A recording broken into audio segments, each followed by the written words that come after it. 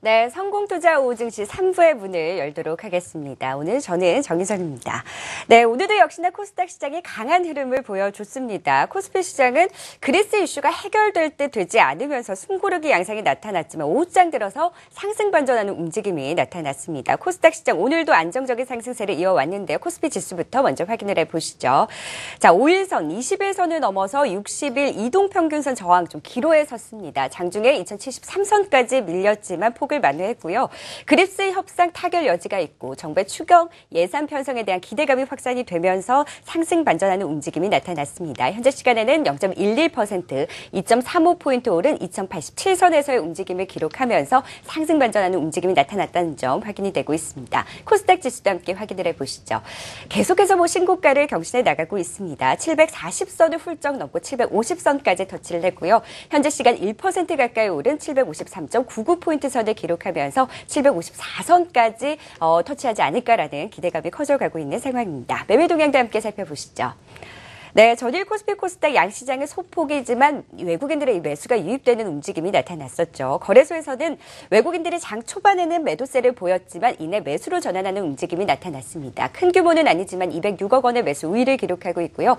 기관이 장중에 매수로 전환을 해주면서 지수 상승 반전하는 계기를 만들어줬습니다. 기관이 코스피 시장에서 319억 원의 매수 우위를 기록하고 있는 상황입니다. 다만 코스닥 시장에서 이 흐름이 아쉬운 것이 외국인과 기관 동반 매수에 나서다가 결국 외국인들이 소폭이지만 매도로 돌아선 움직임이고요. 하지만 관망세가 좀 짙게 나타났다는 점, 큰 방향은 잡지 않았다는 점은 좀 확인해 보셨으면 좋겠고요. 기관이 1,000억 원 이상 매수 우위에 나서주면서 코스닥 시장을 이끌어주는 견인차 역할을 했습니다. 코스피 대형주들의 흐름도 함께 살펴보시죠. 오늘 전반적으로 쉬어가는 움직임이 나타났습니다. 삼성전자가 2.3%의 약세, 한국전력이 다시금 시총 3위권에 올라왔고요. 아모레퍼시픽이 약보합권에서 계속해서 움직이고 있습니다. 삼성생명, 네이버가 반등을 해주고 현대모비스가 다시금 시총 10위권에 올라오면서 오늘은 1% 약세를 기록하고 있는 상황입니다.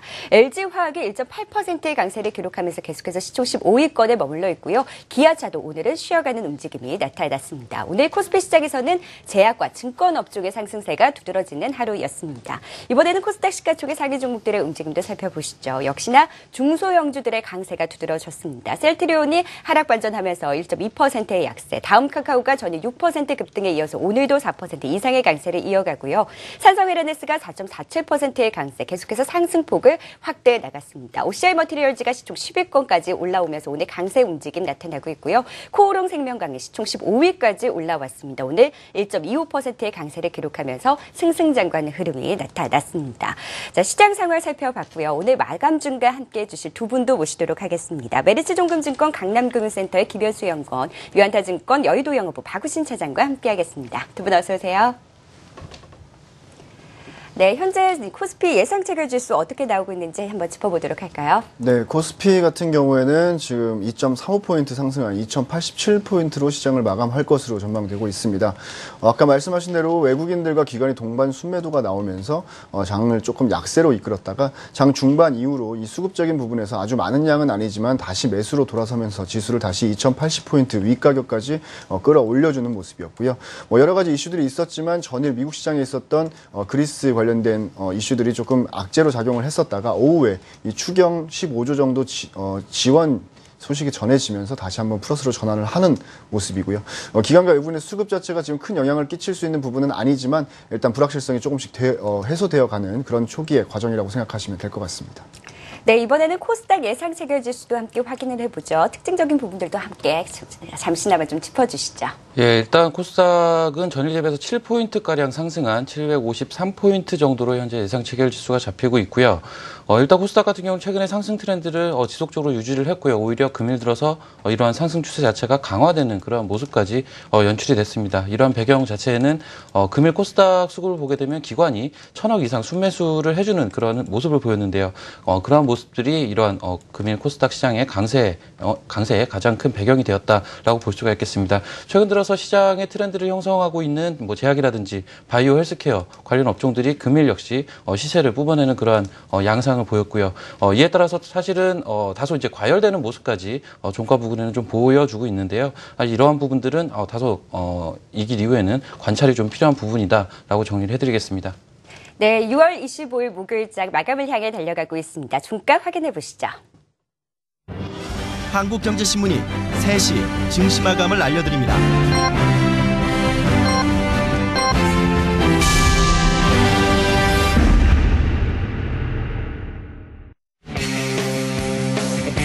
네, 6월 25일 목요일장이 모두 마감이 됐습니다. 오늘 코스피 시장 좀 쉬어가지 않을까 했는데 그래도 빨간불을 켜면서 마감을 하는 모습입니다. 7거래일 연속 상승세고요. 전일에 이어서 외국인들이 소폭이지만 순매수세, 연속성이 나타나는 하루였습니다. 역시나 또 기관이 매수로 전환을 해주면서 함께 이끌어주는 움직임이었고요. 코스닥 시장도 살펴보시면 8거래일 연속 상승세를 이어가는 거죠. 또다시 신고가를 경신하면서 랠리를 이어가고 있습니다. 다만 외국인들이 전일 매수세를 이어가지 못하고 소폭의 매도로 전환하는 움직임이었고요. 그래도 기관이 적극적으로 매수에 나서주면서 코스닥 시장을 좀 견인해주는 역할을 톡톡히 해냈습니다. 네, 오늘 코스피가 결국에는 마감을 약세로 마감을 하네요. 2085선에서 마감을 하고요. 약보합권에서 마감을 하면서 전일과 비슷한 지수대로 마감을 했습니다. 코스닥 시장은 753선에서 마감을 하면서 역시나 신고가를 경신을 했습니다. 자, 이번에는 코스피 좀 어떤 업종 종목들이 눈에 띄었는지 특징 하나하나 짚어보도록 할까요? 네, 일단은 불확실성이 상당히 많이 부각이 되는 시장이었습니다. 금일 아침만 하더라도 전일 미국 시장에서 이 그리스 유로존 내에서 그리스 우려에 대한 부분들이 표명을 하면서 시장은 약세로 시작을 했습니다. 그리고 이 외국인들과 기관도 동반 순매도가 나오는 모습이었기 때문에 시장은 좀 약세에 그치지 않겠냐라고 전망을 했지만 장 중반이 지나면 지날수록 점점 외국인과 기관의 수급이 플러스로 전환을 했고요. 불확실성이 조금씩 해소되어 나가는 과정 중에서 이 수급을 바탕으로 해서 조금씩 회복을 하는 모습이었습니다. 특히나 이 10에서 15조 정도 규모로 진행이 예정인 이 추경 예산안 관련된 부분이 시장에 좀 이슈가 되는 모습이었기 때문에 관련된 종목들이 상당히 좀 강세로 나타났습니다. 대표적으로 이제 증권주와 건자재 관련된 종목들을 좀 예를 들 수 있을 것 같은데요. 인터넷 전문은행 도입 방안 발표 이후에 견조한 상승세를 펼치던 이 증권주들이 금일도 좀 강세가 나타나는 모습이었습니다. 교보증권, 대우증권, 유진투자증권, 현대증권 같은 종목들이 다시 한번 상승세로 흐름을 좀 만들어 나가는 모습이었고요. 금일 이 업종 내에서 코스피 내에서 업종 중에서 가장 많이 오른 것은 역시나 코스닥과 마찬가지로 의약품 업종들이었습니다.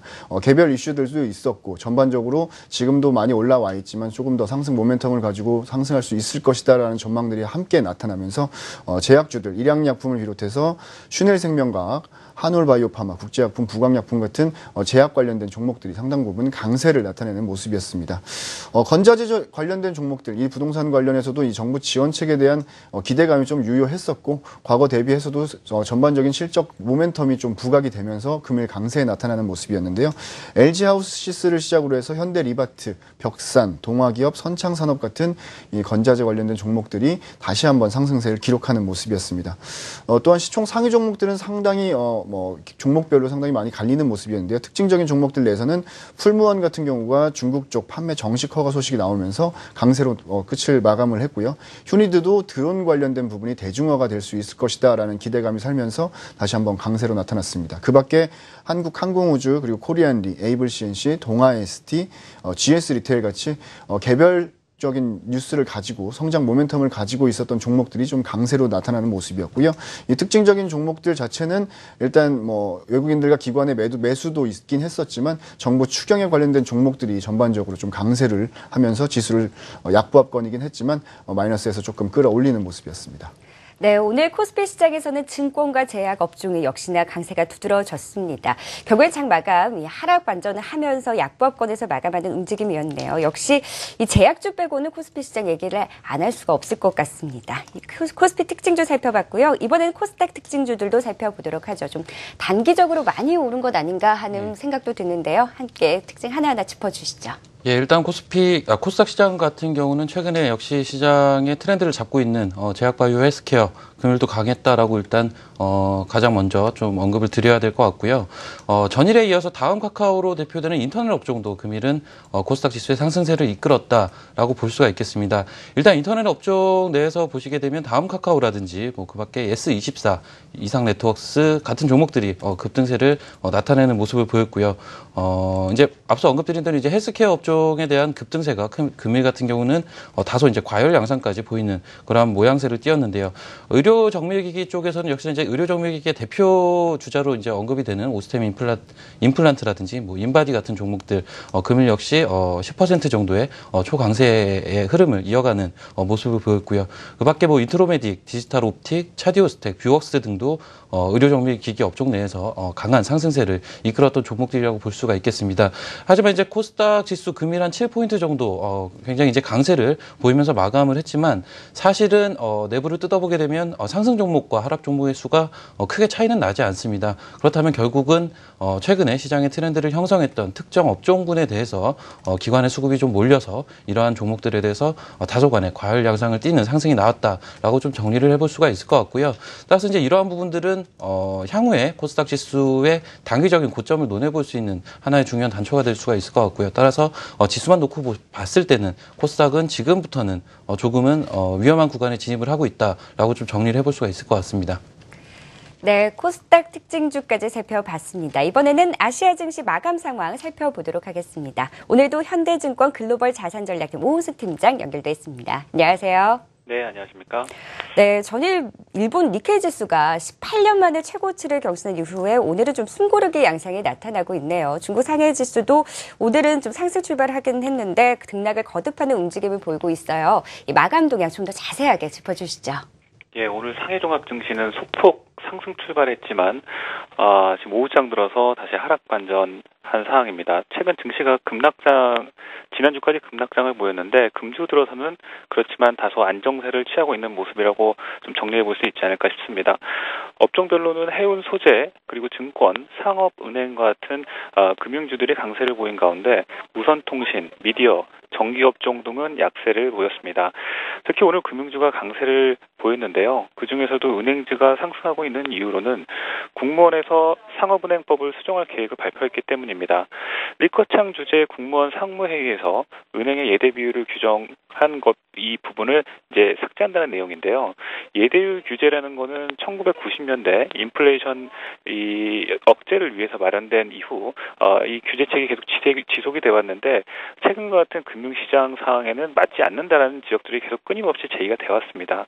이것을 향후 시장 유동성을 파악할 이 예대율 규제가 폐지가 되면은 향후 시장 유동성을 파악할 수 있을 뿐만 아니라 금융기구를 통해서 중소기업들한테 대출을 확대해 줄 수 있기 때문에 은행들의 어떤 수익성에도 도움이 될 수 있다라는 기대감이 좀 작용을 했다라고 볼 수 있겠습니다. 이와 관련돼서 은행 섹터에 대한 관심이 높아졌고 어제 그리고 오늘의 상승을 이끌었던 것으로 볼 수 있겠습니다. 결과적으로 지난주까지 시장이 급락하다가 금주 들어서 다시 반등하는 모습이 나왔고요. 최근 반등장에서 국유기업 개혁 관련 테마주들이 반등을 보이기도 했는데요. 그렇지만 여전히 장중 변동성은 높은 상황이기 때문에 주의하실 필요가 있겠다라는 말씀을 드릴 수 있겠고 2분기 성장률을 확인하면서 증시가 어느 정도 다시 반등 모멘텀을 찾아갈 수 있기 때문에 7월까지는 이러한 단기 변동성장이 좀 지속될 가능성이 높지 않겠냐 이렇게 생각하고 있습니다. 이 밖에 일본 증시는 0.46% 내려서 하락세로 마감을 했는데요. 말씀하셨던 것처럼 이제 니케이 지수가 어제 29,000포인트를 돌파하면서 18년 만에 최고치를 기록을 했는데 다시 하루 만에 약세 반전한 것입니다. 무엇보다 유로그룹의 그리스 채무 협상과 관련된 24일 회의에서 아무런 합의점을 도출하지 못하고 끝났다라는 부분이 일단 부담으로 작용했고요. 이렇게 그리스 불안이 더욱 다시 한번 불거지면서 안전자산인 엔화에 대한 매수세가 유입됐던 부분, 결과적으로 엔화가 전일 대비 하락한 123엔대를 기록하면서 니케이 지수는 이렇게 엔화 강세 그리고 그리스 부담까지 더해지면서 약세로 마감했습니다. 마지막으로 오늘 일본에서 중요한 지표 발표는 없었고요. 다음 주에 29일 5월 소매 판매 그리고 30일에 발표되는 주택착공지수 그리고 1일에 발표되는 2분기 단간 제조업 지수 등이 지표 발표가 예정이 돼 있기 때문에 주목할 필요가 있을 것 같습니다. 네, 현대증권 글로벌 자산 전략팀 오은수 팀장과 함께 아시아 증시 마감 동향 짚어드렸습니다. 자, 이번에는 코스피 수급 특징주 정리해 보도록 하겠습니다. 전일에 이어서 외국인들의 매수 좀 연속성을 보이나 했는데 결국 소폭 매도로 마감을 했습니다. 좀 관망세가 짙게 나타난 것 같은데요. 어떤 종목들 수급이 좀 두드러지게 나타났나요? 네, 일단 시총 상위 종목들 내에서 외국인들과 기관들의 수급이 상당히 혼재되어 있는 모습이 나타났습니다. 특징적으로 좀 파악해 볼 필요가 있어 보입니다. 아직까지 외국인들 매도와 매수가 꾸준하게 기조적으로 이어지는 모습은 아니기 때문에 하루하루 이 매수하는 움직임들이 조금씩 차이가 나고 있는 모습들이고 또 코스닥과 비슷한 게 개별 종목들 위주로 지금 매수세와 매도세가 이어지고 있기 때문에 살펴볼 필요가 있을 것 같습니다. 먼저 외국인들 금일 같은 경우에는 네이버를 가장 많이 매수를 들어오는 모습이었고요.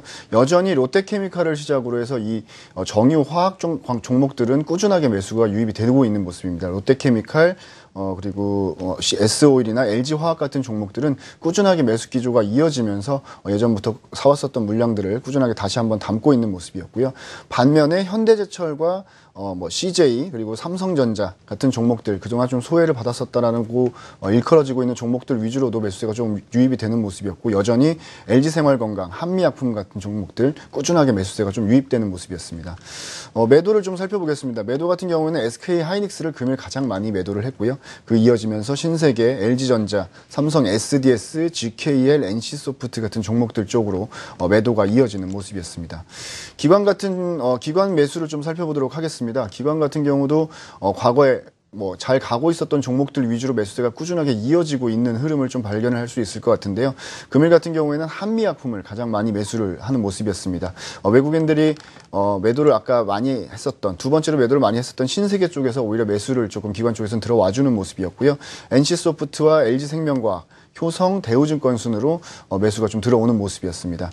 기관 매도를 좀 살펴보겠습니다. 삼성전자를 가장 많이 매도를 했고요. LG생활건강 그리고 현대글로비스, 현대모비스 여전히 이 기관 쪽에서 자동차 쪽 매도가 상당 부분 지속적으로 이어지고 있는 모습이고 주가 역시 기관들의 매도에 힘입어서 그런지 약세를 면치 못하고 있는데 금일 같은 경우도 이 자동차 쪽으로 매도가 좀 많이 나오는 모습이었습니다. 또한 외국인들이 아까 현대제철을 비롯한 철강주들의 소폭 매수한 거에 비교해서 기관들은 여전히 현대제철, 포스코 같은 종목들을 여전히 매도를 했고요. LG전자, LG생활건강 순으로 일단 코스피 쪽에서는 기관들의 매도가 이어지는 모습이었습니다. 네, 역시나 외국인들은 네이버나 정유화학주도 좀 꾸준하게 매수를 해주고 있네요. 자, 이번에는 외환시장 마감 상황 살펴보도록 하겠습니다. 와우넷 이진 파트너 연결돼 있습니다. 안녕하세요. 네, 안녕하세요. 네, 전일 유로 약세에 따른 좀 달러 강세가 이어졌는데 오늘도 원달러 환율 반등을 해주고 있네요. 좀 등락을 거듭하고 있는 것 같은데 좀 더 자세한 상황 짚어주시죠. 네, 맞습니다. 유로화 같은 경우에는 전일 이제 그리스의 문제를 상당히 많이 받은 모습입니다. 바로 이제 전전거래일이죠. 전전거래일 거의 2달 동안에 가장 큰 낙폭을 보이면서 유로화가 떨어졌고요. 전일은 유로화가 선물 기준으로 유로 FX 기준으로 약간의 반등 흐름을 보이고 있습니다. 현재는 지금 보합권에서 위치하고 있는 모습인데 유로화는 이제 달러의 50% 정도의 이제 영향을 보여주기 때문에 유로화랑 달러는 대척점이죠. 그래서 이제 유로화가 조금 어제 반등을 줬다라는 거는 원래 달러가 하락을 해야 됩니다. 근데 달러가 하락을 하지 않았죠. 그 이유는 또 달러가 지수의 반대 모습을 보이기 때문입니다. 이렇게 외환시장은 서로 이해관계가 상당히 복잡하기 때문에 여러 부분을 보셔야 되는데 어제 같은 경우에는 S&P나 나스닥이 좀 하락을 하는 모습을 보여줬기 때문에 달러가 원래는 떨어져야 되는데 떨어지지 않고 안전자산으로서 이제 상승하는 효과가 나왔습니다. 그러므로 원달러 환율이 금일 좀 올라가는 흐름이 나왔다라고 보시면 되겠는데요. 당분간은 이런 그 위험 자산에 대한 그 수요가 좀 있고 그리고 또 그리스 문제가 완전히 해결된 부분은 아니기 때문에 이런 흐름이 조금 더 이어질 수가 있다고 보고요. 원달러 환율 같은 경우에는 1,100원 정도 수준이 강력한 지지 라인 선으로 보입니다. 대외적인 상황도 물론 영향을 받겠습니다만 역시 그 달러 같은 경우에는 금리 인상 부분도 걸려 있고 그리고 여러 가지 이슈들 하방을 볼 수 있는 근거보다는 상방을 볼 수 있는 근거가 많다라고 생각이 들어서요. 1,100원 선 지지에서 조금 더 상승 좀 여력이 있지 않나 이렇게 판단을 해보겠습니다. 네, 외환시장 마감 동향 살펴봤습니다. 와우넷 이진 파트너 함께해 주셨습니다. 자, 이번에는 코스닥 수급 특징주도 정리해 보도록 하겠습니다. 오늘 외국인과 기관 어떤 종목들 위주로 사고 팔았나요? 예, 일단 코스닥의 금일 전체적인 수급은 기관의 1,000억이 넘는 순매수로 좀 정리를 해볼 수가 있을 것 같고요. 일단 외국인 같은 경우는 뭐 소폭의 순매도였지만 거의 관망세였다라고 평가를 해볼 수가 있을 것 같습니다. 하지만 이제 업종별로는 좀 엇갈리는 모습을 보이는데요. 금일 같은 경우는 코스닥에서 가장 강했던 업종이 인터넷 그리고 의료 정밀기기 업종이라고 좀 볼 수가 있는데 일단 외국인들 같은 경우는 의료 정밀기기 업종을 집중적으로 좀 매수를 했다라고 정리를 할 수가 있을 것 같고요. 기관 같은 경우는 인터넷 업종에 대한 매수세가 굉장히 강했다라고 볼 수가 있을 것 같습니다. 세부적으로 종목을 좀 보게 되면요. 외국인들은 이제 앞서 의료 정밀기기를 좀 많이 샀다라고 말씀을 드렸는데 역시나 이제 인바디를 가장 많이 사는 그런 흐름을 보였고요. 그 밖에 오스템 임플란트라든지 바이넥스, 인피니티 헬스케어, 휴온스, 바이로메드 전체적으로 이러한 헬스케어 관련된 업종들 쪽으로 매수세를 집중시키는 그러한 양상을 보였습니다. 기관 같은 경우는 인터넷 업종에 대한 매수세가 가장 강했는데요. 역시나 이제 다음 카카오에 대한 매수세가 굉장히 강했습니다. 기타 다른 종목을 제쳐두고 다음 카카오에 대한 비중이 굉장히 높았는데요. 이러한 흐름에 따라서 기관들은 인터넷 업종을 많이 산 것으로 좀 집계가 되는 것 같고요. 그 밖에 이제 삼성 LNS라든지 최근 헬스케어 상승세에서 다소 소외가 됐던 차바이오텍에 대해서도 기관은 매수세를 좀 보이는 모습을 보였고요. 그 밖에 CJ ENM과 메디톡스, 파티게임즈에 대해서도 기관의 매수세가 들어오는 모습을 보였습니다. 매도 종목을 좀 보게 되면요. 외국인들 같은 경우는 파라다이스와 메디톡스, 셀트리온, 파트론 이러한 종목들에 대해서 매도를 강화시키는 모습을 보였고요. 특히나 이제 파라다이스에 대한 매도세가 상대적으로 좀 강했다라고 평가를 해볼 수가 있을 것 같습니다. 기관 같은 경우는 바이로메드, 세이콘 라이트, 위메이드, 파라다이스, 이오테크닉스, 바텍 순으로 순매도 흐름을 보였는데요. 일단 기관 같은 경우는 전체적으로 금일 코스닥 시장 내에서의 순매수 규모가 워낙에 강했었다 보니까 순매도를 한 종목들 같은 경우는 소폭의 순매도를 보였다라고 정리를 할 수가 있을 것 같고요. 기관이 금일 사들어간 종목들 같은 경우는 그 규모가 상대적으로는 좀 컸다라고 평가를 해볼 수가 있을 것 같습니다. 네, 코스닥 수급 특징주까지 정리를 해봤습니다. 이번에는 선물시장 마감 동향 살펴보도록 하겠습니다. 와운의 송병준 파트너 연결돼 있습니다. 안녕하세요. 네, 안녕하십니까. 송병준입니다. 네, 최근에 단기 급등을 하면서 전이 좀 숨고르기 양상이 나타났고 오늘도 좀 약세 분위기를 전망을 했는데 역시나 파란불을 켜고 있는 상황인데요. 오늘 선물시장 상황 좀 더 자세하게 짚어주시죠. 네, 우리 선물시장은 전일 대비해서 0.15포인트 하락한 254.70에서 약보합에서 마무리됐습니다. 일단 기본적으로 대변수와 상당히 혼조 속에 있는 상태이기 때문에 국내 증시가 전반적으로 숨고르기 장세에 들어가는 모습인데요. 이 부분 역시 제가 전에 예상해드렸던 부분처럼 전체적으로 좀 평균 피로도에 따른 간망세라고 보시면 될 것 같습니다. 아울러서 명확한 수급 흐름 자체가 좀 없는 상태이고 그동안 좀 열심히 매매를 하고 있던 외국인 투자자 역시도 좀 간망적인 흐름을 갖고 있기 때문에 현재 지수 자체의 움직임들은 전체적으로 박스권 상태를 취하고 있는 모습인데요. 일단 한 주의 마지막 거래를 남겨둔 내일까지 현재 흐름은 좀 지속될 것으로 판단되고 박스권 상단인 255포인트 저항권을 두고 있는 박스권 장세를 예상합니다. 하지만 전일에 이어서 다시 한번 말씀드리지만 아직 시장이 좀 상승하기는 좀 무게감이 있기 때문에 숨고르기 장세로 소폭의 조정권이 계속 이루어질 수 있는 점에 대해서 염두하실 필요가 있고요. 선물지수 254포인트가 이탈되는 구간은 약간의 조정폭이 깊어질 수 있기 때문에 선물지수 254포인트 이탈 부분을 주의하시다는 의견 드리도록 하겠습니다. 다음 수고 많으셨고요. 전 내일 다시 뵙도록 하겠습니다. 감사합니다.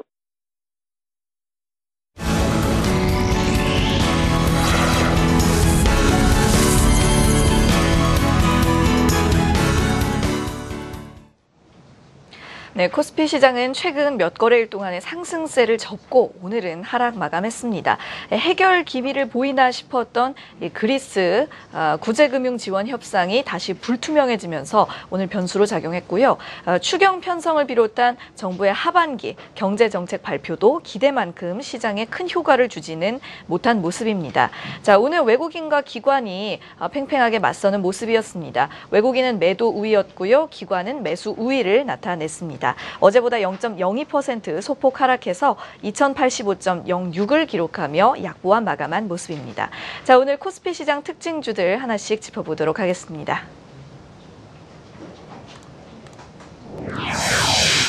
오늘 첫 번째 종목은 KT스입니다. 유진투자증권에서 오늘 해당 종목 관련 리포트를 내놨는데요. 신사업인 텍스리펀드의 성장성과 적자 사업 부문 턴어라운드로 올 하반기부터 큰 폭의 이익 개선이 예상된다면서 투자 의견 매수를 제시했습니다.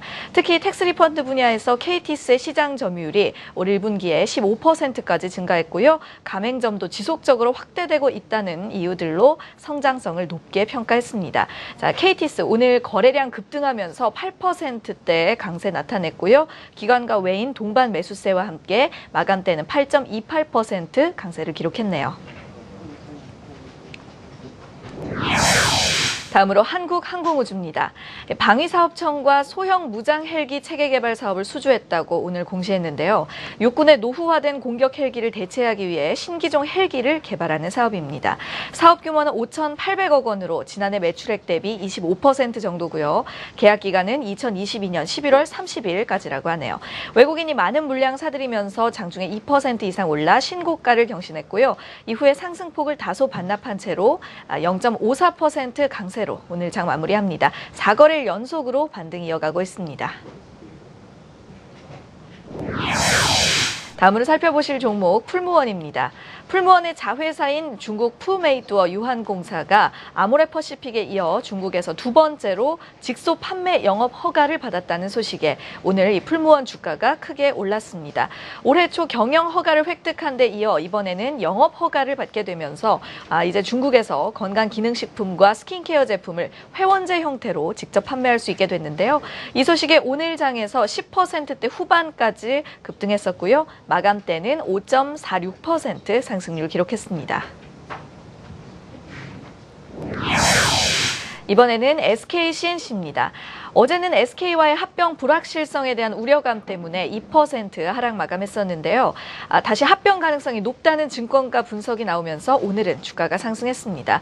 대표적으로 SK증권 살펴보자면요. 현재 의결권 상황을 볼 때 합병 자체에는 무리가 없다면서 합병을 통한 재무구조 개선으로 이후의 성장 전망도 긍정적이라고 평가를 내렸습니다.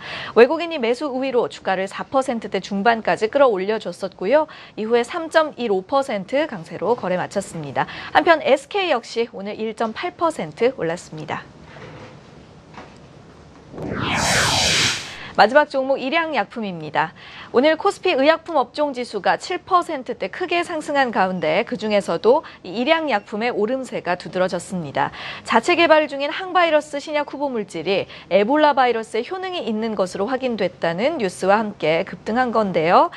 미국 국가연구소에 2차례 실험을 의뢰해서 얻은 결과입니다. 또 다른 나라에서 개발 중인 기존 물질들보다 약효가 월등하다는 게 일양약품 측의 설명이고요. 장중에 가격 제한 폭 직전까지 치솟으면서 고가를 새로 썼습니다. 역시 23.43%의 높은 상승률로 오늘 장 마쳤고요. 기관과 외국인이 모두 매수 우위 나타냈습니다. 코스피 특징주였습니다. 네, 코스피 특징주 총 5종목 살펴봤습니다. 김현수 연구원님, 이 가운데 어떤 종목 가장 주목해서 보셨나요? 네, 일단 외국인들 수급이 좀 이어지고 있고 또 실적적인 부분 그리고 모멘텀이 유효한 종목들을 좀 살펴봤는데요. 한국항공우주에 대해서 말씀 좀 드리겠습니다.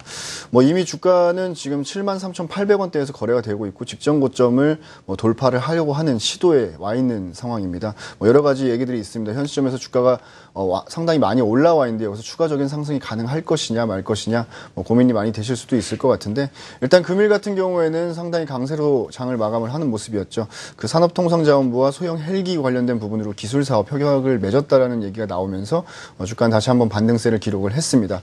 하지만 여전히 이 한국항공우주라는 회사 자체만 놓고 본다라는 것이 아니라 현재 주가 수준 자체가 상당 부분 고평가가 되어 있는 것이 아니냐 여러 가지 논란들이 있을 것 같습니다. 하지만 이런 논란에도 불구하고 개인적으로는 추가적인 상승 여력이 충분히 존재한다라고 보고 있는데요. 해외 경쟁사 대비해서 높은 이익 성장을 좀 실현할 수 있을 것이다라는 장점을 또 가지고 있고 이것에 대한 가시성 자체도 상당히 높은 편입니다. 일단 뭐 업황 자체가 상당히 호황이고요. 역설적으로 동사가 그 톱티어는 아니기 때문에 후발 업체들에게 이 새로운 제품이나 뭐 트랙 레코드를 확보할 기회를 줄 수도 있을 것이다라는 전망들도 꾸준하게 나오고 있기 때문에 이런 부분들에서는 뭐 충분히 후발 업체이자 뭐 부품 산업에서는 보잉이나 에어버스 뭐 이런 회사들의 부품 제조 업체인데 이런 회사들의 수주량을 감안한다라고 했었을 때는 뭐 민항기 부품 발주 물량 확대가 당연히 예상되기 때문에 뭐 실적적인 부분에서도 상당히 개선될 수 있을 것으로 판단하고 있습니다. 향후 뭐 20년 동안 성장 동력 자체를 확보했다라고까지 얘기가 나오고 있습니다. 올해 매출은 한 2조 9천억 정도, 그리고 영업이익 한 2,300억 정도 예상이 되는데 이건 각각 뭐 전년 대비해서 25%, 45% 정도 상향 조정된 수치입니다. 또한 이라크, 필리핀 쪽으로 T-50 수출량이 급증을 하고 있는 상황이고요.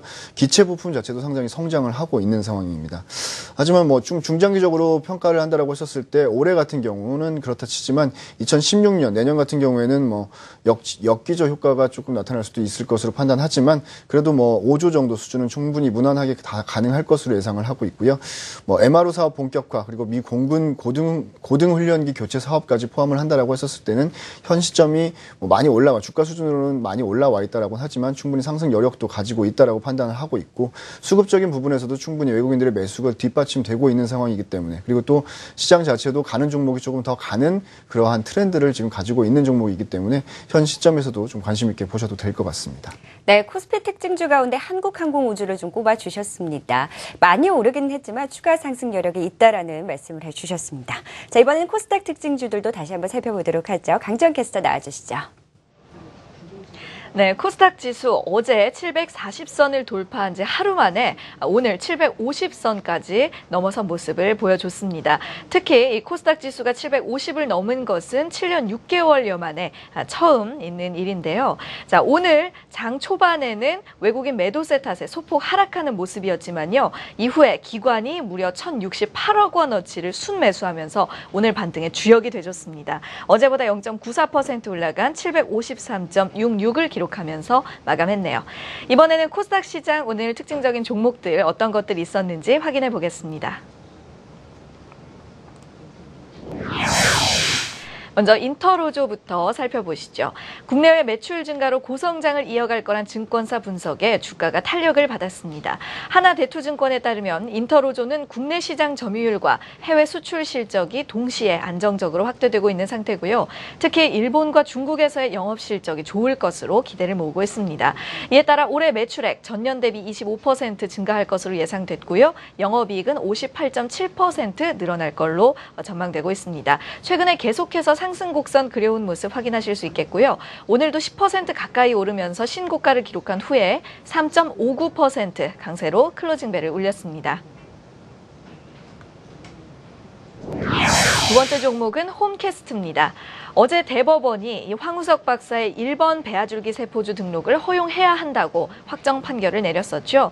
그 영향으로 황 박사가 최대 주주인 H바이온의 지분 22.1%를 보유하고 있는 이 홈캐스트가 상승을 했습니다. 장중에 26%대 후반까지 엄청나게 오르면서 신고가를 경신했고요. 상승폭을 많이 반납하긴 했지만 여전히 9.82%의 높은 상승률 보여주며 장을 마감했습니다. 나흘째 상승 흐름 지속되고 있습니다. 다음 종목은 키이스트입니다. 하나대투증권의 이른바 김수현 효과 전망에 장 초반부터 강세였습니다. 배우 김수현이 올 하반기에 중국 활동을 본격화하면서 소속사 키이스트의 큰 폭의 이익 증가가 예상된다는 내용이었는데요. 올해 매니지먼트 부문 예상 실적 491억 원 가운데 김수현에 관련된 매출이 365억 원에 달할 거라고 내다봤습니다. 이런 예상과 함께 최근 사흘 동안의 하락을 뒤로하고 오늘은 주가가 7% 이상 크게 올랐었습니다. 기관이 36만 주 이상 매수하면서 마감대는 3.31% 강세를 기록했네요. 이어서 보령 메디앙스입니다. 중국 최대 인터넷 쇼핑몰인 알리바바가 보령 메디앙스의 B&B 세탁비누와 유화세제를 최고 인기 한국 상품으로 선정했습니다. 특히 이 B&B 세탁비누의 중국 누적 판매량은 약 1,480만 개에 달하는 것으로 집계가 됐는데요. 여기다가 올해 안으로 중국 시장에 유아용품과 유아용 스킨케어 등 새로운 브랜드를 출시해서 점유율을 더욱 높여가겠다는 계획입니다. 이 소식에 오늘 장에서 매수세가 몰렸습니다. 외국인이 주도적으로 많은 물량을 사들이면서 상승률 7.3%까지 터치했었고요. 이후에 6.08% 강세로 장 마무리합니다. 오늘의 코스닥 마지막 종목은 메디포스트입니다. 간엽 줄기세포의 질병 치료 능력과 생산 효율을 향상시키는 배양 방법을 개발해서 국내 특허를 취득했다고 공시해서 주가가 상승했습니다. 메디포스트는 이 특허를 개발 예정인 신약 후보 물질들에 우선 적용할 거라고 밝혔고요. 더불어 줄기세포 치료 능력을 높여주는 다른 연구들에 대해서도 추가로 특허를 출원 중이라고 합니다. 차트 살펴보시면 지난 18일에 신고가를 기록한 이후로 최근에 잠시 조정을 받아온 모습인데요. 오늘은 기관 매수세에 힘입어서 장중 7% 이상 올랐었습니다. 이후에 그보다는 조금 하락해서 5.76% 오른 채로 거래를 마쳤습니다. 지금까지 코스닥 특징주였습니다. 네, 코스닥 특징주까지 살펴봤습니다. 박우식 차장님, 이 가운데서는 어떤 종목이 가장 눈에 띄셨나요? 예, 일단 보령 메디앙스라는 종목을 좀 말씀을 드리겠는데 사실 올해 초부터 지속적으로 좀 화제가 됐었던 종목이고 업종이죠. 그래서 일단 관련 회사가 상장사가 몇 개가 있죠. 근데 보령 메디앙스 같은 경우는 지금 유아 관련된 종목들 중에서는 밸류가 가장 좋은 업체입니다. 그래서 그런 측면에서는 충분히 접근이 좀 가능한 그런 종목이다라고 볼 수가 있겠고요. 일단 중국 관련된 이제 소비 관련주라고 볼 수가 있겠는데 사실 이러한 부분들은 단기적인 이슈가 아니라 중장기적인 이슈로 좀 접근을 하셔야 될 것 같습니다. 일단 동사 같은 경우는 동사의 B&B라는 브랜드가 세탁비누와 유아 세제를 지속적으로 중국에 공급을 하고 있었죠. 천진법인을 통해서 공급을 하고 있었는데 이 천진법인이 사실 YOY 기준으로 해마다 지금 300% 이상의 성장세를 보여주고 있습니다. 이러한 부분들이 지금 주가에 본격적으로 올해부터 반영이 되었다라고 볼 수가 있을 것 같고요. 여기에 이제 추가적으로 올 하반기가 되겠죠. 일단 유아용품 브랜드인 유피스와 유아동 스킨케어 브랜드인 닥터아토를 지금 출시 계획을 밝히고 있습니다. 이러한 부분들 현재 B&B를 통해서 세탁비누와 유아세제를 이미 중국 내에서 판매를 하고 있는데 이러한 새로운 그러한 아이템까지 추가가 된다면 중국발 성장세는 더욱더 이제 가속화될 개연성이 굉장히 높다라고 볼 수가 있겠고요. 따라서 이제 현재 구간 최근에 의료 정밀기기 업종이 굉장히 강한 그러한 모습을 보였던 와중에 동사가 속해 있는 이제 유아용품 관련된 종목들, 중국발 소비 관련주들 같은 경우는 사실 한두 달 정도 횡보하는 모습을 보여주고 있습니다. 동사도 이제 주가의 위치는 좀 마찬가지다라고 좀 볼 수가 있겠는데요. 이러한 측면에서 충분히 매수 메리트가 있는 종목이 아닌가라고 보고 있고요. 일단 올해 들어서 외국인과 기관이 지속적으로 좀 매수를 해주고 있고요. 특히나 단기적으로는 최근에 기관 쪽의 매수세가 굉장히 거셉니다. 그래서 이러한 부분들을 봤을 때는 두 달간의 횡보 조정을 마치고 어느 정도 7월 달부터는 조금 더 이제 상승세를 보일 가능성이 굉장히 높다라고 보고요. 현재 구간 충분히 매수가 가능하다라고 일단 정리를 하겠고요. 목표가로는 한 35,000원 정도를 제시를 해드리겠습니다. 네, 코스닥 특징주 가운데서는 보령 메디아스 좀 더 자세하게 짚어봤습니다. 이번에는 내일장 전략 세워보도록 하겠습니다. 내일장 코스피 시장은 좀 어떤 전략이 유효할까요? 네, 일단 현재 자리가 상당 부분 중요하다라고 판단할 수 있을 것 같습니다. 기술적으로도 60일 이동평균선 저항과 돌파의 기로에 놓여져 있는 상황이고요. 2014년도 고점 7월달, 8월달, 9월달까지 이어졌었던 세 번의 고점을 돌파를 했었던 과거와 대비해서 지금 2085선 자체가 상당 부분 조금 기로에 놓여 있다라고 판단을 하시면 될 것 같습니다. 모멘텀적인 부분에서도 일단 불확실성이 조금씩 해소가 되어가고 있는 과정이었었고 그리스 관련된 부분, 미국 금리 관련된 부분, 그리고 또 2분기 실적까지 불확실성이 아직까지 완벽하게 해소되어 있는 과정은 아니기 때문에 지금의 반등 자체가 추가적으로 추세 전환으로 해서 상승세를 좀 이끌 것이다라고 보기는 조금 힘들 것으로 판단되고 있고요. 그러한 과정을 거치는 기간 조정을 좀 거칠 수밖에 없긴 하겠지만 조금 중장기적인 흐름으로 본다라고 했었을 때는 2분기 실적 발표를 저점으로 해서 반등세를 좀 기록을 할 수 있을 것으로 판단하고 있습니다. 이렇게 보는 이유는 이 경기 부양 효과에 대한 부분들이 주가에 어느 정도 좀 녹아들 수도 있을 것이다라는 부분들이 좀 부각이 될 수 있을 것 같고요. 해외 쪽이나 국내 쪽에 있었던 이런 악재들은 조금씩 소멸이 되어가고 있는 과정이기 때문에 소화 과정이 필요할 것으로 예상을 합니다. 그래서 이러한 소화 과정을 마치고 나서 2분기 실적을 마무리로 하면서 어느 정도 바닥을 잡아놓는다라고 했었을 때는 조금 더 소외받았었던 종목들 위주로 매수세가 유입이 되면서 지수는 조금 상승을 할 수 있을 것으로 판단하고 있고요. 이번 달 말까지 그리고 또 7월 초까지 이번 달 말까지 해서 이어질 악재들이나 모멘텀들을 조금 체크해 볼 필요가 있어 보이고 경기 부양책 같은 경우도 7월 달부터 이제 본격적으로 얘기들이 나올 것으로 예상되기 때문에 그러한 부분들과 눈으로 확인할 수 있는 것들을 좀 체크해 보면서 시장에 좀 접근을 해보시는 게 좋을 것 같습니다. 네, 그럼 이번에는 코스닥 시장 전략도 세워보도록 하겠습니다. 어떤 부분들 좀 주안점에 두고 전략을 세우면 유효할까요? 예, 일단 코스닥 지수만 놓고 보면요. 사실은 주식을 조금이라도 해본 사람이라면 뭐 당연히 지금 상승 추세가 지속이 되고 있는 그러한 형태다라고 볼 수밖에 없습니다. 하지만 이러한 부분에서도 이제 예측적인 측면을 좀 말씀을 드리고 싶은데 일단 금일도 이제 강세를 보였죠. 753포인트 부근으로 일단 마감을 하는 모습인데 일단 760포인트 부근에는 사실 기술적인 저항선이 존재하고 있다. 이 부분을 좀 언급을 드리고 싶고요. 따라서 현재 구간 코스닥 시장의 상승 추세는 유효는 하지만 이러한 부분 앞서 언급드린 기술적인 저항대 부근에 대한 그러한 인식도 좀 하시면서 상승 추세를 좀 활용을 하자라고 좀 정리를 해보고 싶고요. 일단 기본적으로 최근 발빠른 매매에 좀 자신이 있으신 분들이라면 당연히 최근 코스닥 시장 같은 경우는 의료 정밀 기기 업종이라든지 내지는 헬스케어 업종 최근에 강세를 보이는 기관의 수급이 몰리는 이러한 쪽으로 매매를 하시는 게 당연히 맞고요. 하지만 이러한 발빠른 매매에 좀 자신이 없으신 분들이라면 사실 지금 같은 경우는 지수가 어느 정도 좀 많이 올랐다라고 볼 수도 있겠지만은 특정 업종에만 좀 매수세가 편중된 감이 굉장히 큽니다. 그래서 이런 부분들을 봤을 때는 향후에 하반기 이후에 충분히 실적적인 모멘텀이나 내용적인 측면에서 충분히 비전이 있는 종목이나 업종들 같은 경우도 지금 단순 수급 논리에 의해서 소외가 된 종목들이 많기 때문에 이러한 종목들에 대한 접근은 좀 무난하게 좀 하실 수 있는 그런 부분일 것 같고요. 일단 단기적으로는 말씀드린 760포인트 한번 유심히 보자라고 좀 말씀을 드리고 싶고 만약에 이제 제가 우려하는 대로 단기적인 조정이 나올지라도 큰 폭의 조정은 나올 가능성이 굉장히 적다고 봅니다. 일단 기관의 수급이 굉장히 탄탄하고요. 그리고 이미 4월달, 5월달에 어느 정도의 조정을 거치는 과정을 나왔기 때문에 이런 부분들을 봤을 때는 단기적인 조정에서 국한될 가능성이 굉장히 크다. 따라서 종목별의 접근은 크게 걱정할 필요는 없고요. 최종적으로는 이제 단기적으로 자신 있는 분들은 최근에 강세를 보이는 업종 자신이 없으시다면 최근에 못 올라온 업종으로 사셔도 무방하다라고 말씀을 드리겠습니다. 네, 코스닥 시작 전략까지 세워봤습니다. 760선이 단기 저항선이다라고 말씀을 해주셨는데요. 그래도 그 조정폭은 크지 않을 것이다라는 말씀까지 해주셨네요. 자, 오늘 시장 정리해봤고요. 오늘 함께해 주신 두 분은 보내드리도록 하겠습니다. 강남금융센터 메리츠종금증권 김현수 연구원과 유한타증권 여의도영업부 박우신 차장과 함께했습니다. 고맙습니다.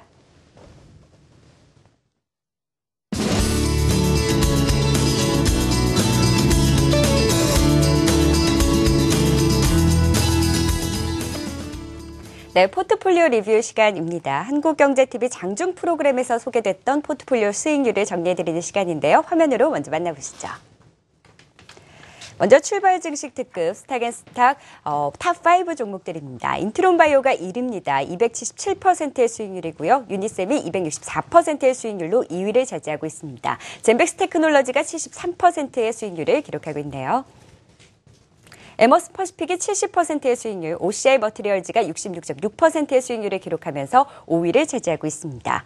이어서 최근 편입된 신규 종목 수익률 탑3도 살펴보도록 하겠습니다. 녹십자 홀딩스가 9.4%의 수익률, DNA링크가 8.2%의 수익률이고요. 삼성물산이 2%의 수익률을 기록하고 있습니다. 마지막으로 마켓포커스, 마켓나우앤하우 수익률도 살펴보도록 하겠습니다. 오늘은 한국투자증권 이프랜드에어 포트폴리오 점검해보도록 하죠. 신진SM이 9.3%의 수익률, CJ제일제당이 7.3%의 수익률이고요. 아임마켓코리아가 4.5%의 손실을 기록하면서 손절로 제외가 됐습니다. 지금까지 오늘 방송됐던 포트폴리오 수익률 살펴봤습니다. 자, 이번에는 3인의 리뷰 살펴보도록 하겠습니다. 전문가들이 제시하는 시각을 좀 엿보는 시간인데요. 먼저 화면으로 자세하게 만나보시죠. 유진투자증권 잠실지점 우원명 부장의 의견입니다. 제약과 바이오, 재료를 보유한 중소형주에 주목해야 된다라는 의견이고요. 와우는 이호금 파트너, 그리스 민감도가 약화되고 있다. 제약과 화학주 등에 관심을 가져야 된다는 의견입니다. 마지막으로 유한타증권 선능력지점 이강혜 부장은 제약과 제약지주사 조정했을 때 매수하는 전략이 필요하다라는 의견을 주시면서 전유가 비슷한 전략을 세워주셨습니다. 자, 오늘은 이강혜 부장 연결해서 좀 더 자세한 이야기 들어보도록 하죠. 안녕하세요. 네, 안녕하세요. 이강혜입니다. 네, 전일에 이어서 제약주들에 좀 관심을 가져야 된다라는 말씀을 해주셨는데요. 많이 올랐는데 계속해서 이 업종 상승세가 유효한 건가요? 예, 아주 적절한 아주 적기에 좋은 질문을 좀 하셨습니다. 네. 제가 봤을 때는 이제 제약주, 그다음에 바이오, 제약 지주사를 제가 이제 쭉 초기에 말씀드린 게 한 2주가 좀 넘은 것 같은데요. 일단 이렇게 보시면 됩니다. 아무래도 이제 오늘 뭐 제약주에서 일양약품이니 뭐 대웅제약이니 지주회사로서 뭐 대웅이나 녹십자 홀딩스, 뭐 동아소시홀딩스 등등 해서 급등을 했죠. 그렇다면 만약 이런 종목군들이 지금 없는 분 입장에서는 오늘 이렇게 급등하게 되면 분명히 이제 추격 매수 심리가 좀 작용한다는 거죠. 그런데 지금 이 방송을 시청하고 있는 시청자께서 한번 제약주 한번 차트를 좀 보시게 되면 한번 급등시켜놓고 뭐 항상 그런 건 아닙니다만 급등시켜놓고 또 일정 부분 좀 조정을 좀 받습니다.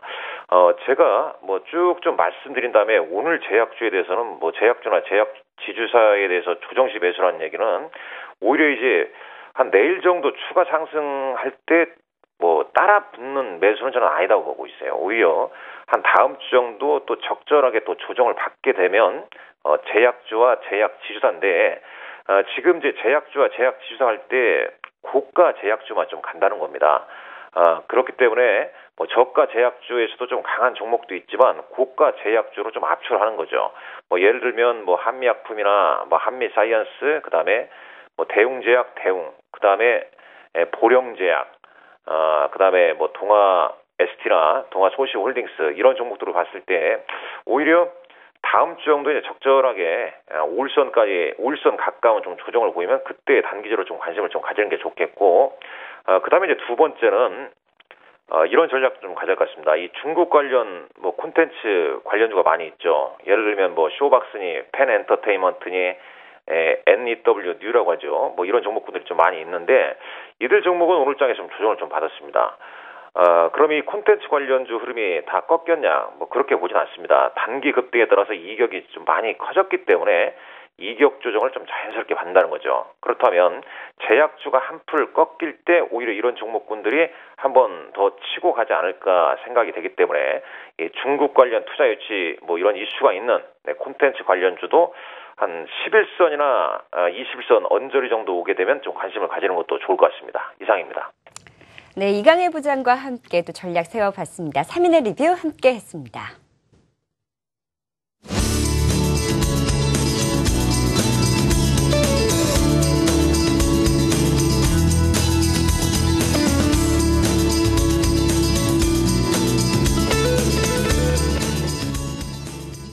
네, 시장의 가장 핫한 종목으로 꾸며드리는 시간입니다. 문경의 실전 매매, 메리츠종금증권 문기웅 부장과 함께 오늘의 전화 연결해보도록 하겠습니다. 안녕하세요. 네, 안녕하십니까. 네, 포트폴리오에 총 5종목이 편입돼 있죠. 크라운 제과가 계속해서 고점을 높여가고 있는데요. 좀 더 자세하게 짚어주시죠. 네. 일단 크라운 제과는 다음 출연 때 목표가를 좀 상향시키려고 계획을 하고 있는데요. 일단 크라운 제과 실적을 분석하기 위해서는 크라운 제과가 지분을 85% 가지고 있는 혜태제과를 살펴볼 필요가 있습니다. 혜태제과의 올해 실적은 대폭 개선될 전망인데 실적 개선의 이유는 첫 번째로 그 허니버터칩 그리고 허니버터 시리즈 제품 매출 확대, 그리고 또 두 번째로는 그 빈과 부분의 수익선 개선에 있다라고 말씀을 드리도록 하겠습니다. 일단 혜태제과 실적 개선으로 보면은 그 허니버터칩을 비롯해서 그 허니 통통 등의 그 허니 시리즈 매출이 1분기에 약 한 300억 정도를 기록한 것으로 보입니다. 때문에 올해 그 혜태제과의 그 허니 시리즈 매출만 최소 1,000억을 넘길 것으로 지금 전망되고 있습니다. 또 현재도 그 허니버터칩 시리즈를 구하기가 어려울 정도로 인기가 또 많고 그 타사에서 유사 제품이 출시되고 있지만 허니버터칩이 원조 이미지가 강하기 때문에 일단 올해 내년에는 현 수준의 그 매출 증가가 가능할 것으로 또 보입니다. 일단 현재 그 허니버터칩 지분은 50대 50인 그 혜태 가루비라는 그 합작법인이 만들고 있는데 이를 대체할 제품을 자체 생산해서 현재는 그 수익성을 높이는 전략을 구사하고 있고, 또 내년 상반기에는 그 허니버터칩 생산 라인을 증설을 해서 월 생산량을 2배 늘리기로 한 점도 그 혜태 제과의 수익성 개선에 도움을 줄 것으로 좀 판단을 하고 있습니다. 두 번째 종목으로 그 롯데푸드를 들 수가 있겠는데, 롯데푸드도 흐름이 지금 좋은 상황이고요. 그 롯데푸드는 올해 그 롯데 계열사 매출 확대가 그 가시화될 전망입니다. 2011년부터 그 다양하게 그 인수합병을 통해서 현재는 그 유지 빈과 그리고 이런 종류를 포함한 그런 종합 식품 업체로 지금 발돋움을 한 상황이고요. 올해는 특히 그룹의 급식 매출이 작년 220억에서 올해 한 330억 정도로 증가할 것으로 지금 예상이 되고 있습니다. 두 번째로는 빈과 부분 역시 롯데 삼강이라는 부분으로 매출이 확대될 것으로 지금 보이고 있고, 최근에 또 대기업이 한창 한식 뷔페 사업을 하고 있는 가운데서 롯데그룹도 한식 뷔페의 별미가를 올 하반기 런칭 예정입니다. 롯데푸드는 한식 뷔페 사업에서 식자재 유통을 통해서 수혜를 받을 수 있을 것으로 지금 전망이 되고 있고요. 또 넷째로는 롯데푸드도 가정용 간편식 사업을 확대할 것으로 지금 보이는데, 이마트에 가보시면 피코크라는 브랜드가 있습니다. 우리나라 같은 경우에는 지금 1, 2인 가구 그리고 핵가족화가 진행이 되고 있기 때문에 이런 가정용의 간편식 수요가 증가를 하고 있고 실제로 굉장히 잘 팔리고 있습니다. 롯데푸드도 역시 현재 스파게티나 칼국수 정도로 아직은 제품군이 다양하지는 않지만 하반기에는 롯데마트와의 가정용 간편식의 추가적인 출시가 예상된다는 점도 긍정적이다라고 말씀을 드릴 수가 있겠습니다.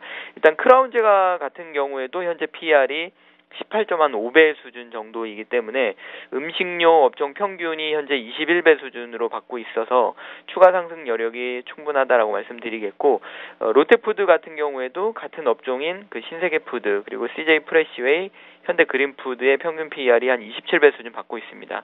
때문에 롯데푸드가 현재 받고 있는 PER 한 18배 정도는 저평가되어 있다라고 생각이 좀 되고, 그래서 크라운제가 롯데푸드 둘 다 추가 상승 여력이 있다라고 말씀을 드리도록 하겠습니다. 롯데푸드는 기관의 매수가 꾸준하게 유입이 되고 있네요. 자, 이번에는 한진칼, 에머슨 퍼시픽, GKL도 짚어주시죠. 네. 사실 그룹사 투자를 하실 때 가장 관심 있게 봐야 될 부분이 과연 오너 일가가 어떤 주식을 많이 가지고 있는가를 매우 중심을 가지고 좀 보실 필요가 있는데, 삼성그룹에서는 제일모직, 그리고 현대차그룹에서는 현대글로비스, SK그룹에서는 SKCNC가 이제 대표적인 주식이다라고 말씀을 드릴 수가 있겠고, 바로 이 한진그룹에서는 한진칼이 그런 주식이다라고 생각을 하시면 되겠습니다. 일단 한진칼은 자회사로 진에어를 가지고 있는데 100%로 지분 투자를 하고 있고요. 보통 저가 항공사들이 대부분 중소형 항공으로 운항을 하는 경우들이 대부분입니다. 하지만 이 진에어는 3월부터 국내 저가 항공사 최초로 중대형 기종을 지금 투입을 했고, 이런 부분은 인기 노선, 특히 주말이나 해외 노선 같은 경우에는 항공료도 좀 비쌀 뿐만 아니라 티켓 구하기도 사실 쉽지 않은 상황이었습니다. 물론 최근에는 메르스 사태 때문에 다소 좀 구하기가 쉬운 상황이긴 하지만, 이런 상황이 어쨌든 과거 신종플루와 대비를 해도 시간이 지나면 어쨌든 해결된 문제이기 때문에 오히려 최근의 주가 하락은 매수 관점으로 좀 더 보시는 게 유리할 것으로 지금 판단을 하고 있고요. 또 한진칼의 제주도의 호텔 네트워크가 굉장히 좀 많이 있는데, 최근에 제주도의 땅값 상승률이 전국의 최고치를 기록을 하고 있기 때문에 이 칼호텔의 서귀포 칼호텔 그리고 주변 토지를 보면은 최근에 땅값의 상승률도 매우 좀 있는 것으로 보입니다. 때문에 부지 연계 개발을 할 경우에는 자산 가치의 상승을 충분히 좀 기대해 볼 수가 있겠다라고 말씀을 드리겠습니다. 에머슨 퍼시픽 같은 경우에는 최근에 많이 오른 주식이 SKD&D라는 회사가 있습니다. 이 회사가 PER을 한 30배 내외로 지금 평가받고 있는데, 에머슨 퍼시픽은 지금 레포트에 나온 기준으로 봐도 한 13배 수준 정도밖에 안 됩니다. 어떻게 보면 같은 부동산 개발하고 분양하는 업체이기 때문에 같이 좀 보실 필요가 있는데, SKD&D가 30배를 받고 있다고 하면 에머슨 퍼시픽도 한 20배 정도는 줘야 맞다고 좀 보여집니다. 간단히 좀 더 설명을 해드리면은 최근에 금리 인하를 한 부분도 에머슨 퍼시픽이 다소 좀 부채가 많은 기업이기 때문에 수혜를 받을 수 있는 부분이 있고요.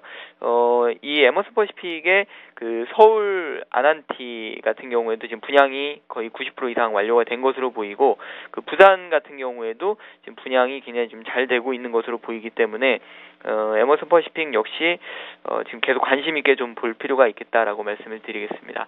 마지막으로 GKL이 있는데, GKL은 최근에 사실 중국에서 다소 좀 안 좋은 악재가 있었습니다. 직원들의 단속이 있었는데, 그런 부분 역시 GKL의 배당을 좀 봤을 때 오히려 좀 매수 기회를 좀 볼 필요가 있지 않겠나 싶고, 일단 올해 배당은 한 1,000원은 충분히 좀 넘을 수 있을 것으로 좀 보여지고요. 중간 배당을 작년에 한 130원 정도 했습니다. 그래서 지금 이번 달 말까지 보유를 하게 되면은 중간 배당을 받을 수가 있는데요. 그런 부분도 충분히 좀 배당 매력이 좀 있다라고 보이겠고, 은행의 정기예금 금리가 한 2%가 안 되는 1년 정기예금 금리가 2%가 안 되는 수준이기 때문에 공기업의 배당 수익률 3%는 꽤 매력이 있을 것으로 지금 판단을 하고 있습니다. 때문에 GKL도 중장기적으로는 굉장히 좀 관심 있게 볼 필요가 있겠다라고 말씀을 드리도록 하겠습니다. 네, 5종목 총 포트폴리오에 편입이 되어 있습니다. 매매하신 데 참고해 보시면 좋을 것 같은데요. 향후에 이 포트폴리오 전략 좀 어떻게 더 가져가 보면 좋을까요? 네. 지금 저희가 주식 비중이 한 60% 되고 있고요. 제가 한 주 아니면 2주에 한 번씩 방송을 통해서 신규 종목을 소개시켜 드리고 있는데, 계속 한 종목당 한 10% 정도 지금 편입을 시키고 있고, 지금 현금 100%를 기준으로 지금 이제 주식 비중 60%고요. 추가적으로 종목 편입을 시키든지 아니면은 저희 기존 종목 중에서도 좋은 종목이 많기 때문에 추가 편입을 예상을 하고 있습니다. 일단 시장은 현재 수출이나 내수 모두 좀 여의치가 않은 상황이긴 합니다. 그래서 종합주가지수 역시 특별한 방향이 없는 상황이기는 하지만, 일단 시가총액 큰 대형주보다는 개별적인 종목들 중에서 일단 실적 개선이 우량한 그런 종목들은 분할 매수하는 전략이 좀 바람직하다라고 말씀을 드리도록 하겠습니다. 네, 실적 개선주 분할 매수하는 전략을 또 세워주셨네요. 문기웅의 실전 매매, 메리츠종금증권 강남금융센터 문기웅 부장과 함께했습니다. 고맙습니다. 네, 감사합니다.